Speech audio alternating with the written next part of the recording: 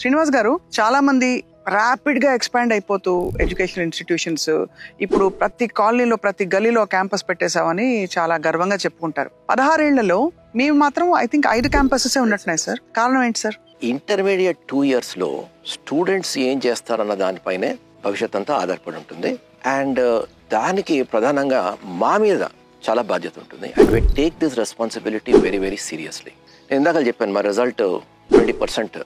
ఆ రిజల్ట్ తెప్పించాలి అంటే చాలా పర్సనల్ కేర్ అనేది అవసరం. అండ్ మా ఇద్దరికి ఏంటంటే పర్సనల్ కేర్ అంటే management getting involved in all the activities, academic activities, అది చాలా చాలా ఇంపార్టెంట్. సో ఒకేసారి ఒక 10 సెంటర్లు పెడితే ఇది డైల్యూట్ అవుతుంది, మేనేజ్మెంట్ అటెన్షన్ డైల్యూట్ అవుతుంది. మీరు అన్నట్టు నిజంగా ఫ్యాకల్టీ దొరకడమే కష్టం. ఒక కొత్త సెంటర్ స్టార్ట్ చేసినప్పుడు ఈసారి for example Nacharam centre start చేసాం. ఈసారి 2 ఏళ్ల క్రితం కొత్తపేట స్టార్ట్ చేసాం, అంతకుముందు మాదాపూర్ స్టార్ట్ చేసాం, అండ్ లాస్ట్ ఇయర్ శంషాబాద్ కూడా స్టార్ట్ చేసాం. సో ప్రతి చోట ఏం చేస్తామంటే ఓ అడ్మిన్ నుంచి మా ఉన్న సెంటర్స్ నుంచి అడ్మిన్లో ఎవరైతే ఎక్స్పీరియన్స్ ఉందో వాళ్ళని అక్కడ పంపిస్తాం.